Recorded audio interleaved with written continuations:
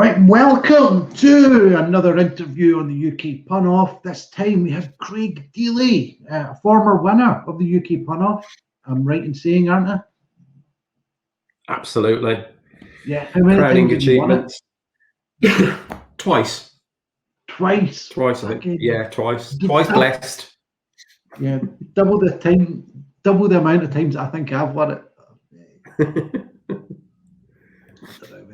Yeah, it's good fun. So how are we doing today then, Craig? I'm all right, thank you. Yeah, I'm good. Got a spot on my nose. I don't know if you see that. So that's always good when you're going to be on camera. So well done, skin. Yeah, is that all? Well, we might get onto that in a little bit. But is that all the makeup that you apply for a certain YouTube series that you do, or? Well, it can't help, can it? You know. I think it's just one of those things. I've just got sensitive skin, Iain. That's the problem. That's it. Yeah. We can't help the natural beauties that we are, can we, Craig? We cannot. Or otherwise, whatever. Yeah. So, Craig, because you don't sort of primarily do, because your normal set, although you are a two-time UK Pun Off champion, it's not like puns or in that kind of stuff that you do in your normal set, is it? No, not really. I mean, I love puns. I love writing them, and I love hearing them. But when I do my live stuff, it doesn't really feature. I mean, to a certain degree it does, but my set is mainly made of sort of stories, but made up of one-liners. So it's still short jokes, kind of one-liners, but they're sort of woven together to make a longer story, if that makes sense. So there's a little bit of wordplay, but yeah. So the puns really, I just do it for the pun off and Twitter really. So what is it that you enjoy more? Would you say the writing of the puns, or the kind of the construction of the sort of the set or the monologue that leads up to the punchline? I like creating the setup because I like seeing how inventive you can be, or without completely getting off the point. It's a fine line, because you've got your play on words and you've got the setup leading to it. You don't want it to be obvious, but you don't want it to be so sort of twisty and turny that people lose the thread of what you're aiming towards. Yeah. So it's trying to see how funny you can be in the build up, and then hope that the payoff is as funny. Yeah. So I like all aspects of it really, but I enjoy the challenge of writing it up to a pun. Yeah. Yeah. Nice. So how long is it that you've been doing stand-up comedy? I started in properly 2004. I think my first gig was 2004. Yeah, I did a comedy course, like so many thousands of others. A comedy course in 2003, 2004 in Birmingham, run by James Cook, local comedian, and Janice, who is Miss Barbara Nice. You might have seen her on Britain's Got Talent. Yeah. So they used to run this comedy course, and I saw it advertised, and I was just fascinated, and I thought, I wonder what they teach you. So I went along, did it, and really enjoyed it, and learned a lot. And the end was a showcase for the public. We had to perform 7 minutes, I think it was, for the public. And I thought to myself, if that goes well, then I'll start booking gigs, and it went really well. I started doing open spots, and then about 6 months later, I got my first paid gig. So yeah, it's great. Yeah, that's how I got into it. Yeah, I'd always been comedy as long as I can remember. I've always loved comedy, from watching Laurel and Hardy when I was little with my granddad, on a Saturday morning, for example, right through to as a teenager, I was obsessed with Victoria Wood and French and Saunders. I've always tended to favour generally female comics over male comics, because I just found the way that they constructed jokes and the humour was different to anything I'd seen on mainstream TV at the time, like in the 80s, which was predominantly late 70s as well, predominantly dominated by male comedians. And I just liked the different spin that female comics put on things, and it just struck a chord with me. So yeah, and I'd always sort of written little things. I used to draw comics when I was little, and when I was at university, I had my own show on the university radio, and I used to write little skits. So that would have been heard by, you know, 2s and 3s of people across the campus. Yeah. So that's where it started, really. So you always had kind of sort of like a comedy background, sort of like watching and listening, and sort of like kind of like writing and that sort of stuff. So like, how is it that you come up with your like material? Have you any sort of way that you reference or anything like that? I mean, it depends what sort of material. Like if it's puns, for example, I'll start with I mishear things a lot. My peripheral hint isn't great, and also I don't concentrate very much, and so I mishear things a lot. And so sometimes what you mishear, obviously, often funnier than what you should have heard. So you can use that as a landing point, or else just taking regular sayings or phrases or regular situations and giving them a little twist, and then working backwards away from it to create the setup to it. So that's another way that I'll do it. So twisting, you know, famous sayings by doing, you know, reversing the letters, like a spoonerism, for example, or just a word that sounds similar in the punchline. Or I just listen. I listen to chatting, or friends, or I listen to, you know, if I listen to the radio or watch TV, and people are speaking, I sometimes try and jump in before they finish what they're saying, my own little punchline, to see if that would work. Or if I think what they're saying is going a particular way, I think to myself, what would happen if I went this way and ended that phrase with this word? So I'll do it like that as well. Or I watch the news. Just, you know, the news at the moment, as depressing as it's been over the last year, actually you can find humor in it. So I use the news quite a lot. Yeah. So you're the sort of guy at family gatherings, sitting in the corner with a little notepad and pen, sort of. I've always got Jean's just said a cracker. Well, Auntie Jean features in my live set actually a couple of times.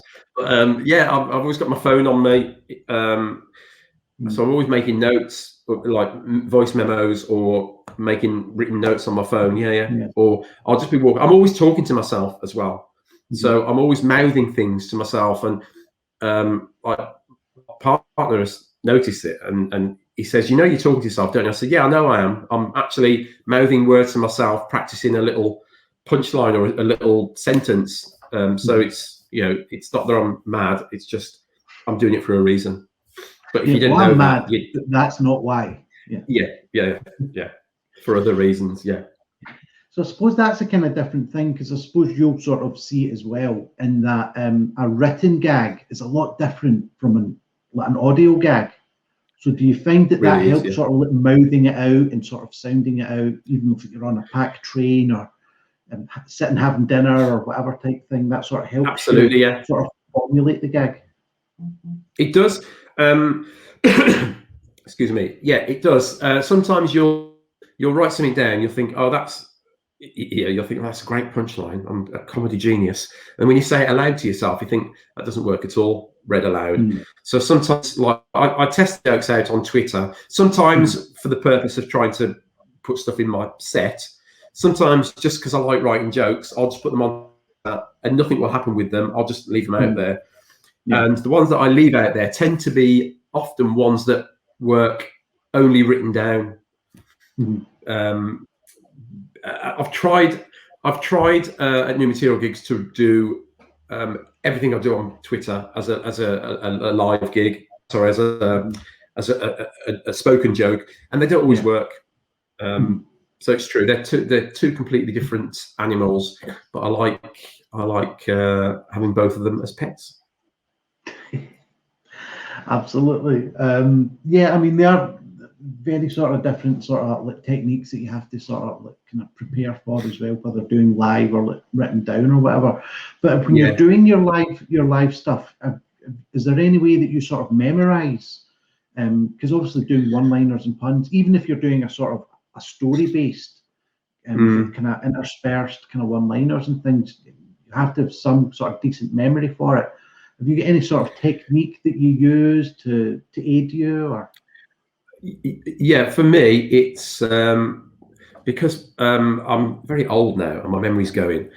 But then I've never had a very good memory, apart from for really stupid trivia. That's why I'm quite good at quizzes. I remember stupid trivia like from the 70s and 80s and 90s. But when it comes to important things, I can't always remember. So for me, it's all about visualizing it. I have to try and create a little play in my head. It's how I used to revise, like for my A levels, for example. I used to create little plays in my head to remember facts. So I do pretty much the same thing with my set. When I did my first proper hour-long show about 4 years ago now. I worked out there was over 100 jokes because it was pretty much all one-liners. Over 100 jokes, and I thought I'll never remember it, but I did, because they're either part of a story, part of a narrative that logically leads to the next bit, and I do that on purpose so that it helps me to remember. So in my head, I've got an overall sort of a storyboard of pictures in my head, and I know that this bit where, for example, I'm talking about my neighbour. If I'm talking about my neighbour and I'm talking about a dog, say, I'll picture my neighbour looking over the fence and the dog, so I know that those two things are linked.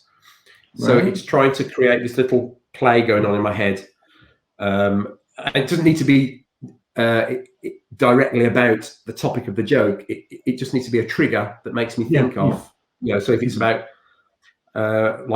a joke about drugs and about music, then it might be that the little scenario is set in a nightclub with people taking drugs and people dancing. So all those things are going on at the same time, and I can make the link in my head. Right, yeah. Nice. That's a really interesting way of doing it, just sort of like visualizing it and then being able to sort of pick the little bits that lead you on in your story and your jokes and stuff like that. Exactly, yeah. Nice one. So what would you say? Sometimes the little DVD in my head does jam. It skips a couple of times. Yeah. It does skip a couple, yeah. Sometimes it cuts to the end, the rewinds, But generally, touch wood, that works. I mean, look, that's the kind of thing. It's whatever works for yourself. I mean, there's a whole load of different kind of techniques that people use that sort of help them memorize or help them. Some people just, I mean, who is it? I think it's Joan Rivers. She just basically has a whole thing laid out right in front of her. I think there's been pictures of that, but that's the thing. It's like whatever works for yourself and sort of gets you from A to B in your gag sort of thing. Whether you're doing, I suppose it's whether you're doing 5 minutes, an hour, or whatever. So what would you say then, Craig, would be the best gig, or your most fondly remembered gig anyway that you performed? I think from an emotional point of view, probably the gig that I did after I finished my course, because that was the first time I'd done stand-up in public, and it was to a packed little theatre. I mean, there's only 80 people, but it was packed out, and everyone's willing you to do well, and it's just the rush after I'd done it, and it worked really well, and everyone enjoyed it. I enjoyed it. I didn't forget anything. So emotionally, that was my best gig. But then over the years, it's hard to pick any out really. But the first time I once got an encore. Right, that doesn't happen very often. Like, I think it's happened twice in my comedy career. I got an encore from a packed out room. I finished my set. I got an encore, and I went back on and did another sort of 10 minutes or so, which I didn't think I'd be able to do because I thought I'd used all my stuff up, but I managed to remember other stuff that I'd had in waiting. So that was an amazing gig.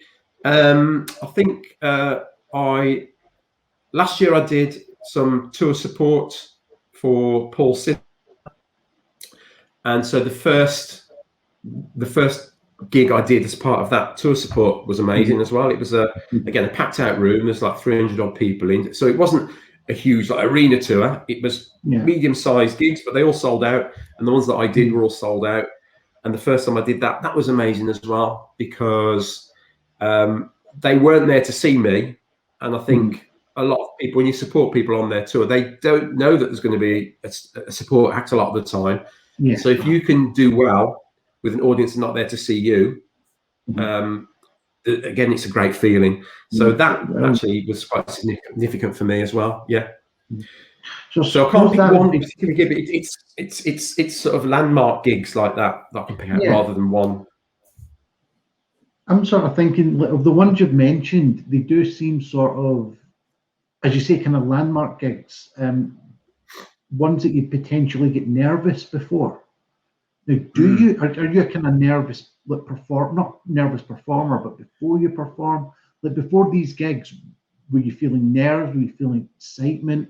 Was it just adrenaline rush? Like, how do you deal with like your first gig and then your first support gig, that sort of stuff?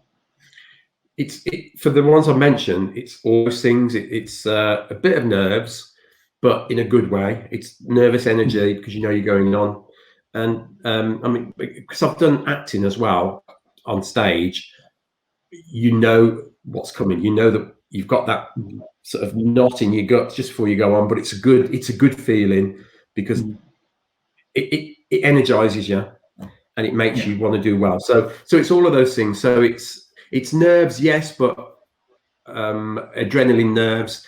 It's not scary usually. Depends on the venue, obviously, and the audience and the gig. But generally, a mixture of nerves, nervous energy, and adrenaline, and wanting to do it as well. You know, sometimes you really look forward to doing a gig. Maybe you've done it before, or you've heard stuff about it, or it's a place where you should be playing and you've been allowed to play it. So there's that as well. There's the desire to do it, and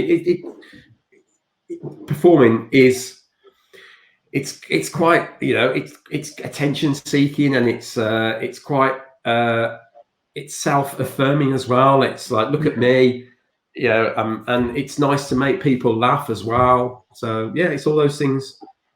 Because you're putting yourself out there for better or worse ridicule. You're wanting it's like the difference between you know doing your stand-up and doing a play is generally you haven't written the play, you're just acting in it. So if the play is not very good, it's not your fault, but you've written your own script for your stand-up, so you've only yourself to blame. Generally to blame, absolutely. Generally. So do you have any like pre-gig rituals? Are you the sort of guy that's sitting or standing in the corner, like, going over the stuff? Are you the guy that's drinking water or beer or whatever all the time? Are you going to the toilet every 2 minutes? Have you anything like that? Yeah, I have a couple of nervous wheeze, just to because I'm at a certain age now where even if I don't need to go to the toilet all the time, if I go, I can go. But apart from that, no. I mean, if it's a local gig and I've gone on the bus, or you know, I've walked it, I'll have a glass of wine or something to just for my throat before I go on. But apart from that, no, I don't really have any rituals. I'll have my set sort of keywords on a big piece of paper that I'll just quickly scan before I go on.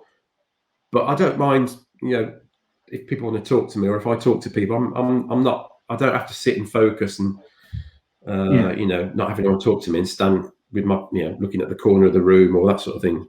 Generally, no. So urination, I think that's the only one. Urination. That's urination. Well, it's always. Well, I was going to say it's always better to have an empty bladder before you go onto stage. But I do remember there was this other comedian that said they preferred a full bladder because it made them more excited and more basically wanting to get off stage so they could go to the toilet. It does give this kind of nervous sort of edge to you, doesn't it? I suppose. Like, I don't want to risk it though. No, you don't want to risk peeing yourself on stage, which sort of links us into what would be the next question. If you did pee yourself on stage, then I'm sure that's probably your worst gig. But since you haven't peed yourself on stage, Craig, what would you say would be your worst gig, or just one that you haven't enjoyed? Not so much that nothing sort of landed, but just one that you personally haven't really enjoyed. I think sometimes you do a gig and it's one of those nights where the audience just don't like you. So I've had a few of them, but I wouldn't say that they were, you know, the worst gigs I've ever had. It's just one of those nights, and on the night the audience didn't take to you. It happens. But there was a gig I did not long after I'd finished the comedy course. I did a gig in Coventry in a pub, and something happened to the pub. I can't remember now. They had power failure or something, and at the last minute they had to change the venue to a new pub, which wasn't as big, and it was a sold out audience. So they had to sit half the audience in the beer garden and half in the main room. And the acts had to sort of go in and out through these French windows doing their set. And because I was quite new, it kind of threw me a little bit. And I wasn't great. I wasn't relaxed. Yes, and I was, you know, just out of my comedy course. So I was still doing open spots. Anyway, there was a review online from BBC Country and or BBC Warwickshire, I think. And the review said something like, Craig Deeley was fresh out of comedy college. Judging by act, he'd skipped more lectures than he went to. And that's, yeah, I'm over it now, obviously. But that stayed with me. And that was like 14 years ago, something like that, 15 years ago. Yes. But that's, so that was so things horrible. like that, like kind of like negative reviews or whatever. Because obviously if you're just starting out and someone's sort of like bashing you basically, then that's going to sort of sit with you. But as we know, it's all part of the show. So do those kind of things affect you? Are you bothered about reviews, or are you only bothered about the good ones and not the bad ones, or how do you sort of weigh up the reviews? Yeah, I mean, I think you can't help but be bothered by bad ones, but I don't look at them anymore really, unless they're accidental. Luckily, I haven't had that many bad ones. I've had a few where, you know, I failed to raise a titter, and yeah, that sort of thing. So I mean, I don't purposely look at them, but Sarah Millican has got this thing called the Millican's Law, which is well known amongst comedians now, called Millican's Law, and it's basically whether you have a good gig or a really bad gig, you have to get over it by 11 o'clock the next morning and move on. So you can, you know, wallow in it, whether it's good or bad, wallow in it, feel sorry for yourself, feel great about yourself, but then by 11 o'clock the next day, just move on, because everyone else will have done. Absolutely. That's something that I adhere to. It's a great piece of advice. Yeah. Absolutely. And that's the kind of, I've said that to so many people. Like especially if they've had a bad gig, or if they've been a bit too cocky about having a good gig, it's Millican's Law. You've got to 11 o'clock tomorrow morning to feel how you're feeling, and then it's a new day. It's a new, as you said, you should be over it, because let's face it, the audience are over it. Exactly. So, just kind of get on with it. I think that is. I'm so glad that other people are aware of that, and that information is getting out there, because I think that's a really, it's the sagest piece of advice that I've ever heard. Because it's true. I think it was on a podcast that I'd heard it, her saying it originally. And I don't know if I was going through a series of bad gigs, or some would say I've never even went through a series of good gigs, but that's beside the point. But it was just, but it definitely resonated with me that hey, other people are over it. You should probably be over it as well. So just kind of like wrapping up a little bit. What would you say was your favourite joke? Favourite joke that you've written? I don't know really. It doesn't need to be the one that's had the most retweets, most likes, most laughs. Yeah. Your personal favourite. Because you've sort of, I don't have a high turnover of jokes in myself. I don't change my set that regularly, but there has been, when I look back at old notes from years and years ago, there have been jokes that I don't use anymore. But there's one that I use at the moment that seems to get a good reaction. Well, there's two actually, two kind of punny jokes, and one of them is that apparently this was a local story. A man was tragically crushed by a red lorry, then a yellow lorry, then a red lorry, then a yellow lorry. And they went to tell the family, and they said, look, there's no easy way to say this. So that one usually gets quite a good reaction. And then what's the other one? Oh yeah, a lion opened a wardrobe going to an Irish bar, the barman says, "I'm serving Narnia."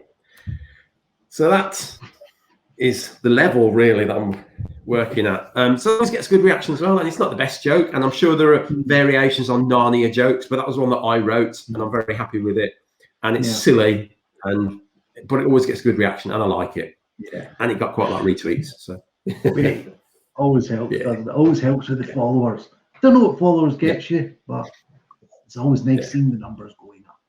Exactly. So what would you say is a favourite joke, or one of your favourite jokes that isn't yours, one that you've heard elsewhere?